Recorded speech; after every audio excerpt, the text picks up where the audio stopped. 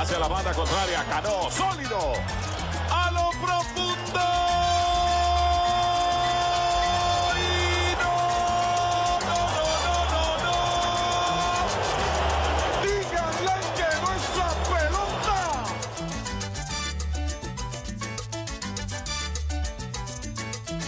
Entra de lado Pirela. Observa a Sucre, su catcher. El lanzamiento. Le tira lleva un batazo largo para lo profundo del left field. ¡Lejos! La bola se de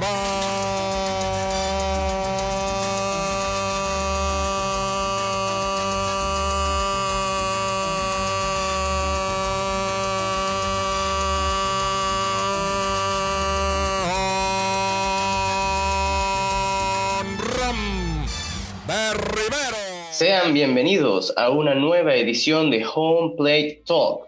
Como de costumbre, les saluda Carlos Collantes junto a Ricardo París. En esta ocasión, les tenemos un episodio cargado de un tema muy controversial dentro del béisbol. Pero primero, vamos a comenzar a hablar de los comentarios que nos dejaron por nuestra red social de Instagram, comenzando con un comentario dejado por el señor Arturo Tamayo en el post que pusimos sobre los enfrentamientos entre Randy Johnson y Mike Trout. Es decir, Randy Johnson, con quien querían ver enfrentar a Randy Johnson, y el enfrentamiento de Mike Trout contra qué pitcher del pasado les hubiese gustado ver enfrentar a Mike Trout. Entonces tenemos el comentario de Arturo Tamayo que nos dice que los enfrentamientos de Randy Johnson contra Albert Pujols serían de antología. Pero creo que esos enfrentamientos se dieron, ¿no, Ricardo? Bueno, sí. Primero que nada, pues un saludo a todos que nos escuchan. Bueno, uniéndome a la conversación, pues sí, claro que sí. Randy Johnson y Albert Pujols, ellos se enfrentaron por 6 temporadas, cuando ellos, ambos jugaban en la Liga Nacional. Y curiosamente, pues haciendo una investigación aquí, conseguí los números de los enfrentamientos personales entre ellos. Y los números son increíbles. O sea, Albert Pujols en 31 veces al bate le dio 14 hits con 6 jonrones, 15 carreras empujadas, y Randy Johnson nada más lo ponchó 5 veces y un averaje de 452. O sea, imagínate esos números tan grandes contra uno de los mejores lanzadores de toda la historia, ¿no? Sí, sin duda. Randy Johnson, con todo lo que logró en su carrera y con ese el poder de su recta, sin duda alguna que era un pitcher difícil de enfrentar. Y que tú me digas que Albert Pujols logró todos esos números, pues de verdad que es algo bastante impresionante. Bueno, continuando con el comentario de Arturo Tamayo, por otro lado nos dice que a él le hubiese gustado ver al expreso Nolan Ryan enfrentando a Mike Trout en un 9º inning con 2 outs y lanzando uno de sus juegos de no hit, no run. ¡Wow! Muy específico escenario, pero que de verdad me hubiese gustado ver. ¿A ti qué te parece, Ricardo?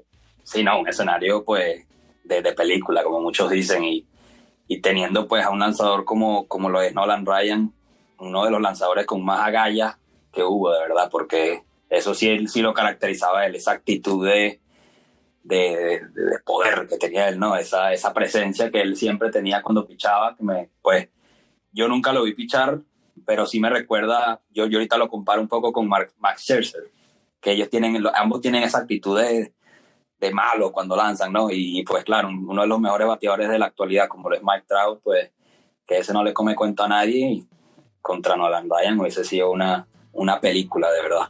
Sí, totalmente de acuerdo. Eso hubiese sido el verdadero poder contra el verdadero poder del bate de Mike Trout. ¿Qué otro comentario tenemos por allí?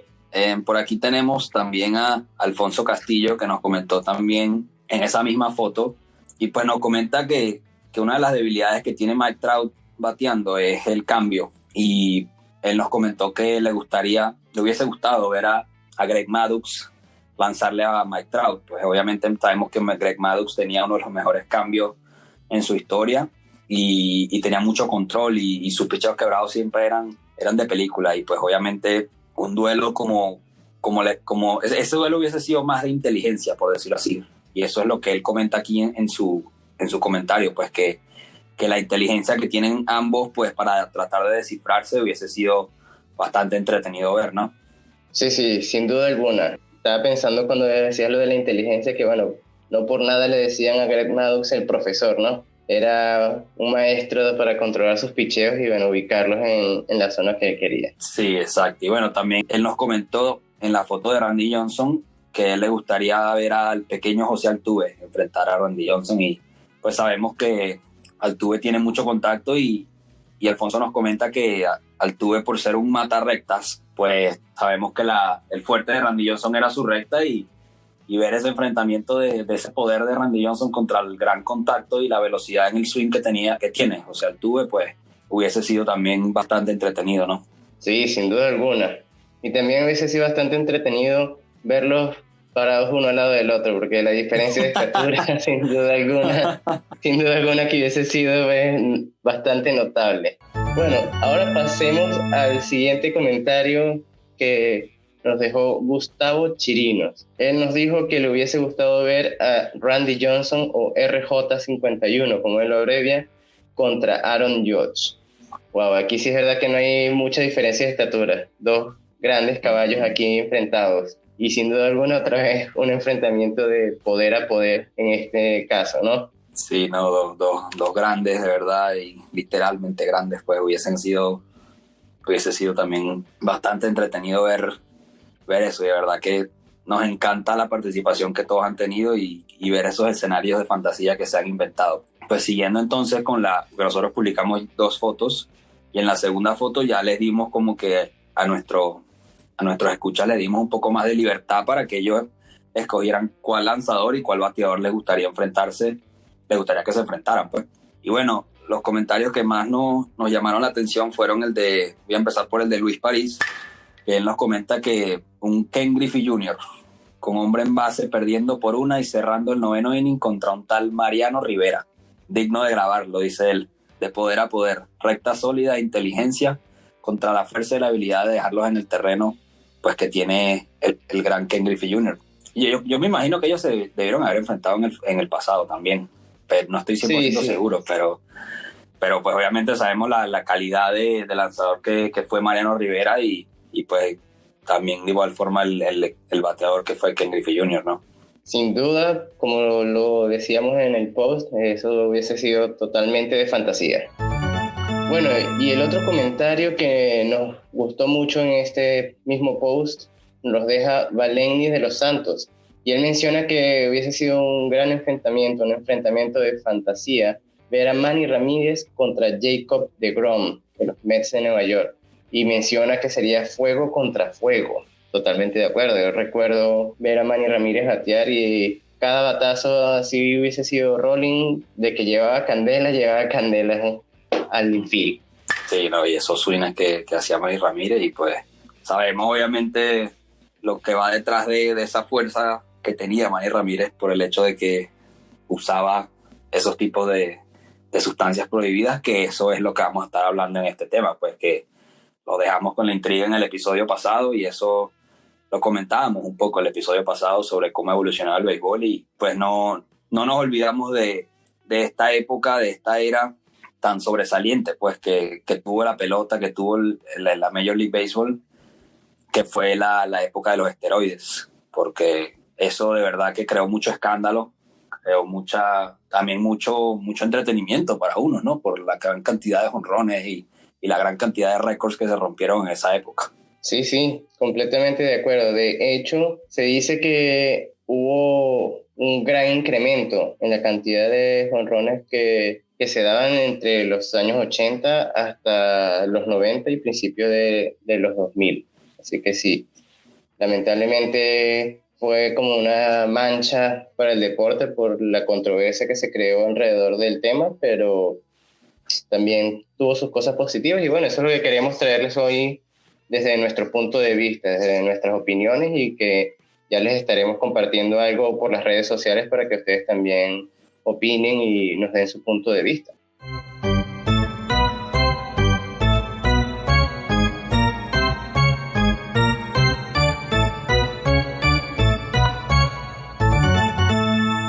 Sí, correcto. Y bueno, obviamente para introducir un poquito este tema, pues queríamos como que mencionar cuándo se inició todo este gran escándalo, por decirlo así, porque sí, de verdad, creó un gran impacto negativo, más que todo en lo que fue el béisbol. Pero bueno, aquí se dice que la época de los esteroides empezó a los finales de los años 80. Yo obviamente no había nacido todavía, pero sí recuerdo, en mi etapa creciendo, pues recuerdo figuras como Mark Maguire, Sammy Sosa, Barry Bonds y bueno, Roger Clemens, otros nombres que Alex Rodríguez, que de verdad estuvieron involucrados en este escándalo, pues. Y bueno, obviamente la Major League Baseball, ellos habían prohibido lo que fueron los esteroides en 1991, pero la verdad no eran estrictos, pues no era que hacían pruebas de dopaje ni nada de eso, hasta que el ex pelotero José Canseco, que también estuvo involucrado en este escándalo, pues, como se dice, derramó el vaso, pues, y echó el cuento de lo que estaba pasando dentro del béisbol y bueno, ahí fue cuando la MLB decidió implementar lo que fueron las pruebas de dopaje en el año 2003. Sí, sin duda que yo opino que lamentablemente lo que la Major League Baseball, la manera como lo manejó, fueron como que muy de pasos pequeños, muy poco a poco. Yo opino que para que no hubiese sido tan escandaloso todo el tema, debieron haber sido mucho más estrictos desde un principio. Si descubrieron que había el uso de sustancias prohibidas que ayudaban a los peloteros a mejorar su rendimiento, pues al ser algo prohibido desde el primer momento debieron haber tomado medidas bastante drásticas para asegurarse de que ya no se usaran. Pero el hecho de que hayan dicho que estaban prohibidas las sustancias, los esteroides, en 1991 y hasta el 2003 no hubiesen implementado las pruebas para saber si la estaban usando o no, pues obviamente le abrió las puertas a que los peloteros se lo tomaran muy a la ligera y siguieran usando las sustancias que estaban de moda en ese momento para ayudarse a mejorar su rendimiento. Sí, exacto. No, y otra cosa que yo pienso es que yo siento que la MLB, ellos de alguna manera sabían lo que estaba pasando, porque, o sea, yo pienso que es imposible que ellos, siendo el ente que controla todo, que tengan tantos contactos dentro de cada organización, no estén al tanto de lo que está sucediendo. Yo pienso que ellos más que todo lo estaban ignorando, y te explico por qué. Porque yo pienso esto. Obviamente el hecho de que los jugadores hayan estado usando dopaje y hasta hayan estado usando esas sustancias ilegales que los hacen obviamente batear durísimo, lanzar durísimo, o sea, y crean unos cuerpos increíbles que eso obviamente no se da naturalmente. Pero MLB se estaba beneficiando de esto porque ellos, al ver cómo estos jugadores ponían un show cada vez que jugaban, metían estos súper jonrones, empezaban a romper récords. Entonces la gente empezaba a escuchar todos estos nombres en todos lados, ni siquiera, hasta la gente que ni siquiera sabía que era béisbol.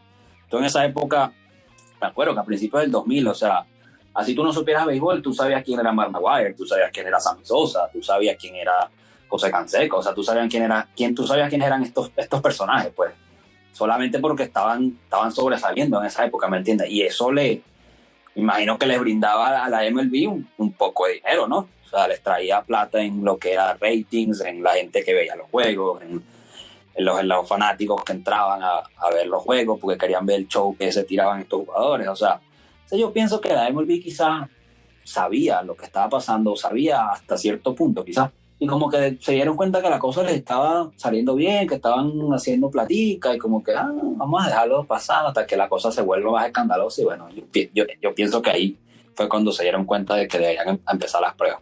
Esa obviamente es mi opinión. O sea, eso no son ninguna investigaciones que vi, artículos. Eso es mi opinión personal. Claro.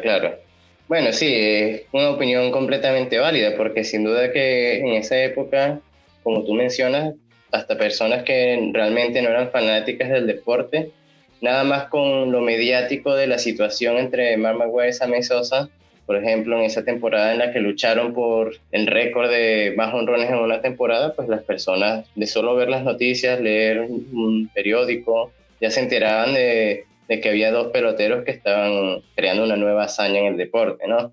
Entonces sí, es muy probable, posible, diría yo, porque probable no tenemos cómo probarlo, pero muy posible de que hayan aprovechado pues esa visibilidad que le estaba dando esta situación, estos peloteros que estaban dándole más nombre a la liga y quizás hayan dado la vista gorda por un tiempo. La verdad que, bueno, no lo sabemos a ciencia cierta, pero creo que sí es muy, muy posible esa situación. Ya que estabas hablando de ese impacto del show que se estaba generando alrededor de la cantidad de jonrones que se estaban dando, y yo mencioné esa lucha por los jonrones entre Mark McGwire y Sammy Sosa en la temporada 1998. ¿Cuál era el récord en ese momento, Ricardo? Diles a los que quizás no lo sepan. Sí, el récord de más jonrones en una temporada lo poseía Roger Maris, que jugó con los Yankees, y él metió 61 jonrones. Y bueno, ese récord obviamente tiene ese asterisco que obviamente causó tanto rollo ahí con los fanáticos de los Yankees y la gente del béisbol, porque obviamente le quitó el récord a Baby Ruth, pero se supone que él tuvo más chances porque la temporada tenía más juegos en esa época, y bueno, ese escándalo ahí. Pero sí, exacto, o sea, ese show de Mark McGwire contra Sammy Sosa en esa temporada del 98, pues eso para mí fue el acontecimiento más relevante de todo lo que fue la época de los esteroides, obviamente antes de que llegara un personaje que más adelante vamos a mencionar. Pero, chamo, o sea, sí, esa temporada, es una locura, o sea, ver cómo esos dos grandes, yo me acuerdo que hasta que Griffey Jr. estaba metido en esa carrera, pero, chamo, es que Sammy Sosa y Mark McGwire se pasaron. O sea, empezaron a echar jonrones y eso era jonrón y jonrón, y ni siquiera Ken Griffey Jr., que era uno de los mejores bateadores en esa época, pudo llegar a lo que ellos están llegando, y obviamente sabemos la razón por la cual, pues, porque ellos estaban usando cosas ilegales. De igual forma, no sé, yo pienso que la MLB ellos se beneficiaron de esto porque ellos sabían la cantidad de fanáticos que estaban trayendo, sabían la cantidad de dinero que estaban haciendo, ¿me entiendes? Sí, estoy de acuerdo con eso. Y bueno, hablando de la temporada y la lucha entre Sammy Sosa y Mark McGwire en ese 1998, un dato curioso de esa temporada es que no solo ellos estaban con esa lucha y, como tú mencionaste, otros peloteros trataron de unirse a esa batalla, pero se quedaron atrás, sino que 13 peloteros diferentes en esa temporada batearon al menos 40 jonrones. Es decir, está claro de que algo diferente a lo que sucedía en otras temporadas estaba sucediendo esa temporada. Entonces, como que toma fuerza lo que estamos hablando de que la MLB sabía lo que sucedía y bueno, quizás dijeron, bueno, vamos a dejar esta temporada que termine, aprovechamos el show que estos tipos están montando y luego vemos qué hacemos, porque la verdad que es difícil de creer que cuando esos números cambian tan drásticamente no se sepa o no se imagine que algo está pasando. Sí, exactamente, o sea, eso obviamente antes no se veía tampoco, antes tú veías máximo 1 o 2 peloteros por temporada que te metían 40 y pico, 50 honrones máximo, ¿me entiendes? O sea, eran cosas, o más, o sea, el que metía más de eso era un fenómeno como lo fue obviamente Babe Ruth, Ted Williams, o sea, Hank Aaron, toda esa gente, pues, ¿me entiendes? Que sabemos que ellos tenían el talento, pues, y por eso están donde están ahorita. Pero... Exacto.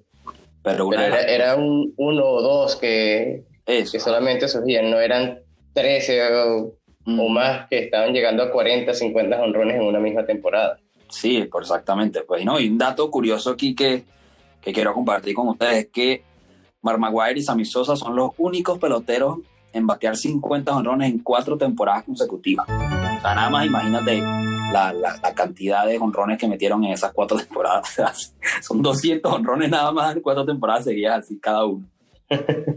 Sí, impresionante esos números, definitivamente. Sí, no, por eso. Entonces eso es lo que obviamente llamó la atención en todo el mundo, que sabía lo que era el béisbol, y pues obviamente creó lo que fue ya un poquito más investigaciones. Y bueno, obviamente yo pienso que al momento que se empezaron a romper los récords, yo pienso que ahí fue cuando MLB dijo, vamos a tener que buscar broma en el asunto, porque, o sea, esta gente está rompiendo récords, usando récords de gente que los logró siendo correctos, siendo éticamente, haciendo todas las cosas éticamente bien, y vienen estos a hacer trampa, ¿me entiendes? Y a romper los récords. Entonces, quizás eso también fue lo que los alarmó y los hizo recapacitar y decir, pues vamos a empezar a ponernos más estrictos y tal, y bueno, ahí quizás empezaron con lo que fueron las pruebas y todas esas cosas. Sí, bueno, de hecho, hablando de lo que son los récords en esa época, antes del año 1998, cuando se dio la carrera por los jonrones de entre Sammy Sosa y Mark McGwire, hablar del club de los 500 honrones era algo bastante exclusivo, era así como que, wow, un pelotero que llegara a dar 500 honrones en su carrera, prácticamente iba directo al Salón de la Fama. Pero sin embargo, desde el 98 hasta el año 2009, 10 jugadores se unieron al club de los 500 honrones. Y de esos 10, tenemos 6 que son nombres que quedaron manchados porque se les relacionó con el uso de los esteroides. Que tenemos a Alex Rodríguez, Mark McGwire, Manny Ramírez, Rafael Palmeiro, Gary Sheffield y Barry Bonds. Sí, exacto. O sea, ya ahí eso te da la prueba de que es una cosa que sí los ayudó, ¿me entiendes? De que sí influyó el uso, el hecho de que ellos hayan utilizado estas sustancias prohibidas, ¿no? Y porque, ¿sabes? De 10 jugadores que se unen a ese club, sean 6, o sea, es más de la mitad, pues 60% ya.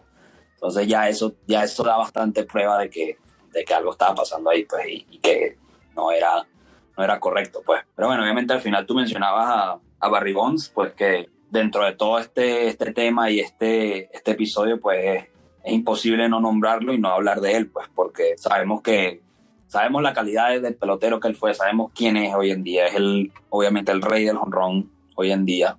Él básicamente rompió todos los récords relacionados con jonrones, son de él todos. Pero una cosa que yo me pregunto es que, o sea, ¿él hubiese sido el mismo sin usar esteroides? Pues esa es una buena pregunta.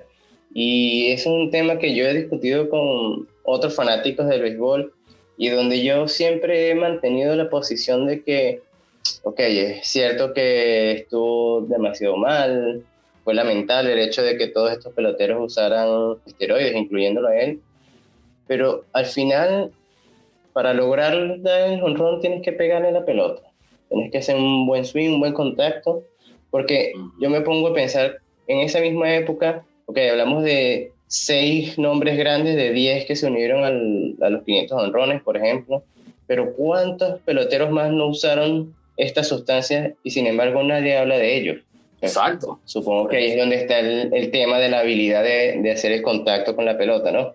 Por supuesto, ¿no? Y es que, o sea, sí, o sea, vamos a decir que él usó estas cosas y sabemos lo que hizo y lo que no hizo y tal, pero chamo, o sea, el hecho de que hayan habido muchos más peloteros que usaron lo mismo que él, que se pullaron, que no sé qué, que tal, que lo otro, pero, o sea, ninguno le llegó ni cerca a la cantidad de jonrones que metió, o sea, sus jonrones totales fueron 762 y su averaje en su carrera fue 298, o sea, fue un bateador de 300, vamos a decir que batió 300 porque 2 puntos por debajo de 300, un averaje de carrera es 300 básicamente, o sea, y para batear 300 hay que tener contacto, ¿me entiendes? O sea, hay que ver la bola, hay que saber reconocer los picheos, entonces es lo que yo digo, o sea, sí, él hizo trampa, él hizo lo que hizo y tal, pero tú no le puedes quitar el mérito de que él, para mí, yo pienso que es uno de los mejores bateadores de la historia, pues, y solamente lo digo por el hecho de que tiene esa fuerza y esa habilidad de hacer contacto, ¿me entiendes? O sea, de hacer contacto y de conseguir hits, porque eso no es fácil, chamo. O sea, yo he jugado pelota y no es fácil batear un hit, y por eso el béisbol funciona como funciona, que metes 3 hits en 10 turnos y eres un buen bateador. O sea, es una cosa que obviamente tiene muchos tipos de opiniones, muchos tipos de razones para pensar que él ni siquiera puede ser un tema de conversación al momento de hablar de bateo, pero no, chamo, para mí él se va a ir como uno de los mejores bateadores de la historia, yo pienso. O sea, a pesar de que esté manchada su carrera, de igual forma, pues, o sea, no hay nadie y no va a haber nadie como él. O sea, una cosa que, o sea, era una habilidad de batear increíble, pues.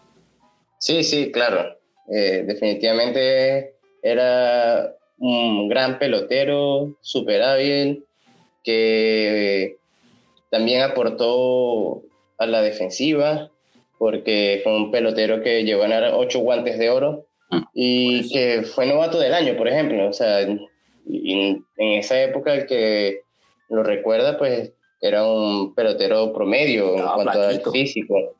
Sí, de hecho, otro aspecto importante de su habilidad para batear es que no solo que daba hit, que hacía contacto, sino que era selectivo, sabía ver cuál era el picheo al que le tenía que hacer swing o no, y viendo los números de él, cuando todavía jugaba con los Piratas de Pittsburgh, y en el que fue su primera temporada de más de 30 jonrones, tuvo también un OPS de 970, Es decir, el tipo no solo bateaba para envasarse, sino que también sabía envasarse por base por bolas. Ese año era el segundo año consecutivo en el que lograba 93 bases por bola en una misma temporada. Entonces, o sea, sí hay mucho que ver, aparte del hecho de que dio los jonrones y de que haya usado la sustancia.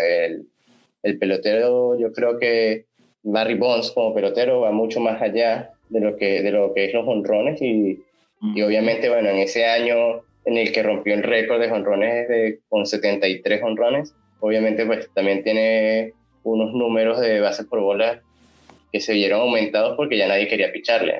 No, exacto. En esa temporada 2001, cuando rompe el récord, cogió 177 boletos y la temporada siguiente 198, y en el todo 2003, regalado. 148 y en el 2004 232. O sea, la cosa que es de otro planeta, pero obviamente había demasiados boletos intencionales porque nadie le quería pichar, porque sabían que daba el palo, ¿no? Claro, no, obviamente le tenían miedo y preferían picharle a cualquier jugador que tuviese atrás de él que a él, ¿no? Sí, yo recuerdo en algún momento haber visto que le dieron una base por bola, con base incluso teniendo 3 en base. Sí, chavo. Sí, 3 hombres en base, o sea, prefirieron dar una carrera y envasarlo antes de picharle, porque en vez de una sabían que podría ser fácilmente 4 carreras que le hicieran. Entonces, bueno, son sí, cosas chavo, que es lo que venimos hablando, pues. Eso estamos claros que exacto, y es lo que venimos hablando. No era nada más que tenía la fuerza, sino que sabían que picharan lo que picharan, pues probablemente iba a ser contacto y bueno, la fuerza estaba allí, pues iba a darle duro la bola y probablemente iba a dar jonrón en ese tipo de situación. Sí, chamo. Pero bueno, obviamente igual la mancha en su carrera, pues eso va a permanecer por siempre y por esa misma razón él nunca va a llegar al Salón de la Fama, por esa misma razón. Lamentablemente ni él, ni Mark McGwire, ni Sammy Sosa, ni Alex Rodríguez, ni Roger Clemens, ninguno de esos grandes peloteros de esa era de los esteroides, ellos obviamente nunca van a llegar al Salón de la Fama y es precisamente por eso, porque o sea, entonces si le das el cupo a uno, se lo vas a tener que dar a todos, ¿me entiendes? Entonces claro, se va a crear un argumento ahí de moralidad y entonces se va a formar ese rollo ahí. Entonces yo pienso que obviamente por eso el comisionado de eso del Salón de la Fama prefiere ni siquiera votar por ellos para que no se arme otra vez otro escándalo. Pues, o sea, ellos hicieron sus errores y bueno, que vivan con esos errores. Pues, claro. Lamentablemente, o sea, tú piensas y obviamente todos merecerían, o sea, por los números, pues sin saber ni siquiera sus carreras ni nada, tú ves los números y merecen ese puesto en el Salón de la Fama, pero al tú ver cómo lograron esos números, obviamente no es moral ni correcto, pues. Entonces, por eso nunca van a llegar a Cooperstown. Completamente de acuerdo. No veo que haya una manera de que puedan entrar a la par con otros peloteros en los que tuvieron una carrera limpia, por decirlo de una manera. Bueno, aquí te tengo un dato curioso, chamo, para ti y para todos ustedes.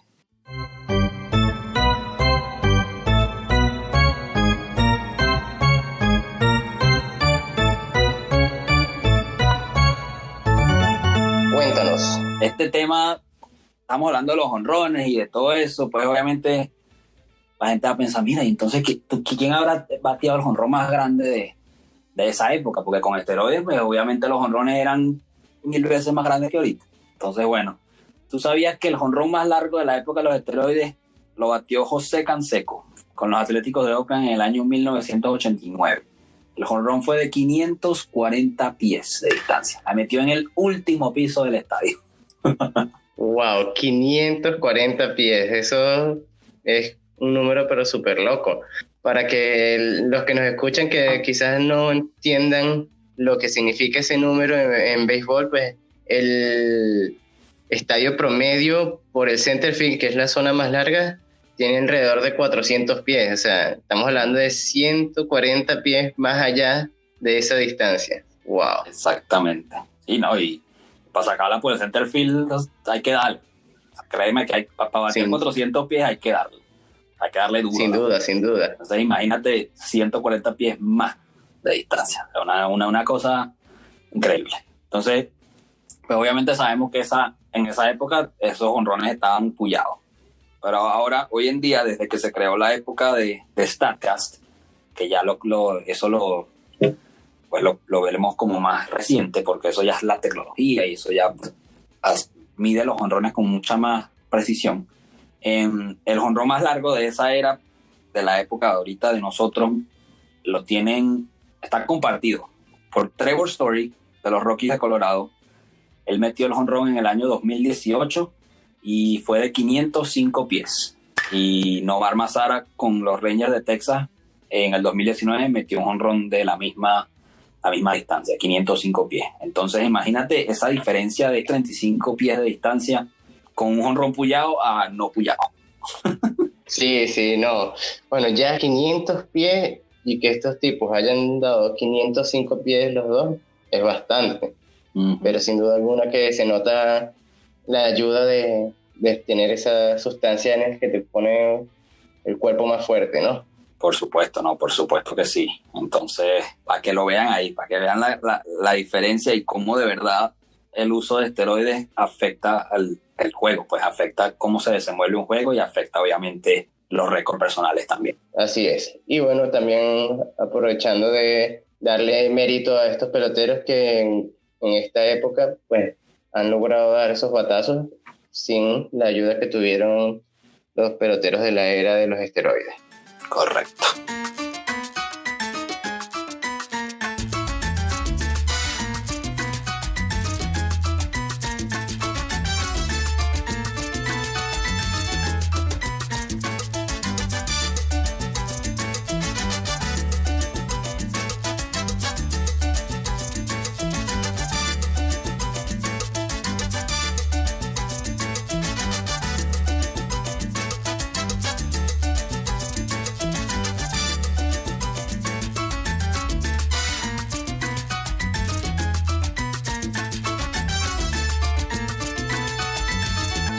Y regresando de la pausa, pues obviamente antes hablábamos un poquito de cómo admirábamos a las carreras de los peloteros hoy en día, de no usar ninguna de esas sustancias y pues mantenerse limpios, ya que obviamente MLB hace muchas más pruebas hoy en día y los jugadores tienen que pasar por muchos más obstáculos, por decirlo así, para poder jugar, ¿no? Y obviamente es digno de admirar que ellos estén sobrepasando esas pruebas y estén manteniendo limpios, pues. Pero de igual forma, esto crea una incertidumbre, una duda en mí de que obviamente sabemos cómo la tecnología avanza para muchas otras cosas del juego y para probar estas sustancias y tal, pero yo me pregunto que con ese avance de tecnología habrán avanzado otro tipo de sustancias que hayan hoy en día, o sea, habrán otro tipo de esteroides que quizás no salgan positivos, pero tengan un efecto parecido o el mismo efecto que tenían esos en el pasado. ¿Tú qué crees? Bueno, yo sinceramente quiero pensar que no. Y también pienso que precisamente porque como la tecnología ha avanzado y ya tuvieron la experiencia, quiero pensar que la MLB con esa experiencia que tuvo en la era de la que hablábamos, no va a dejar que como que los que busquen hacer trampas después le lleven la delantera. Entonces yo creo que si hay algún tipo de sustancia también debería haber como que la manera de descubrir que se esté usando. Esa es mi humilde opinión, ¿no? Pero sin duda que queda la pregunta allí, esa cuestión de que si aún estarán usando algo que no salga en los test, en las pruebas o no. Espero, como te digo, que la respuesta sea negativa y que la MLB haya tomado sus medidas para evitar que haya otro escándalo de este tipo. Sí, exacto. Esas son unas teorías que pues tú y yo tenemos aquí como nuestras humildes opiniones de fanáticos, pero uno nunca sabe, pues, o sea, porque en esa época mucha gente se había preguntado lo mismo, ¿me entiendes? Y quizás pensaban que no había nada y resulta que sí, pues. Entonces, no hace daño a uno pensar por si acaso, pues, pero sí, yo pienso que también hay con el avance de tecnología, pues está bastante complicado que se hayan creado, pues, otro tipo de sustancias y que, bueno, que los peloteros también estén arriesgándose de esa manera, pues sabiendo las consecuencias que puede traer al momento que los descubran, ¿no? Porque, o sea, ya eso les afectaría a su carrera permanentemente como le afectó a los personajes que mencionábamos previamente, pues. Exactamente.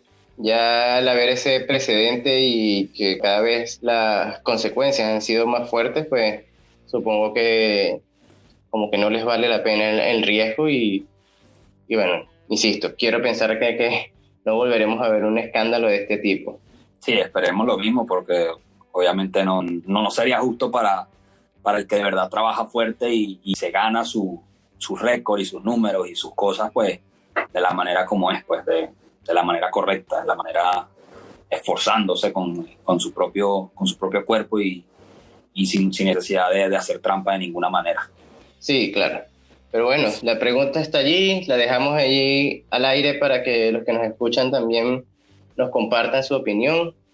Pueden hacerlo en el post de Instagram sobre este episodio para que nos den sus comentarios, sus opiniones al respecto de si creen que hoy en día también hay algún tipo de sustancia que se esté usando para aprovechar, tener un mejor rendimiento. Sí, correcto. Y bueno, como de costumbre, vamos a estar subiendo fotos en nuestra cuenta de Instagram, que es @homeplate.talk. No se les olvide.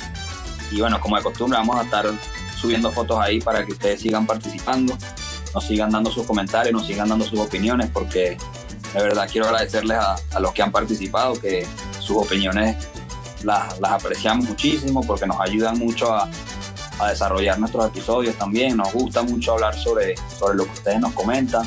Es bastante entretenido, de verdad, y eso le da mucho más sabor al episodio y eso es lo que buscamos. Así que bueno, muchísimas gracias por eso, de verdad, y sigan pendientes que seguimos con muchísimas sorpresas en el futuro. Así es, muchas gracias por su participación. Recuerden que estamos disponibles para escuchar el podcast en Spotify, Anchor, Pocket Cast, Radio Public y afortunadamente ya estamos también presentes en Google Podcast y Overcast. Perfecto, excelente. Ya tienen ustedes varias opciones para que nos escuchen y bueno, sigan disfrutando de estos par de locos aquí echando cuentos. y bueno, nada, de verdad que gracias por la participación y manténgase activos y pendientes porque les tenemos una sorpresa para el episodio que viene. Tenemos un invitado especial que estuvo hablando conmigo y pues siento que les va a gustar mucho su testimonio, así que un invitado especial para todos ustedes. Así es, no se lo pierdan y hasta la próxima. Hasta luego. El lanzamiento, la curva.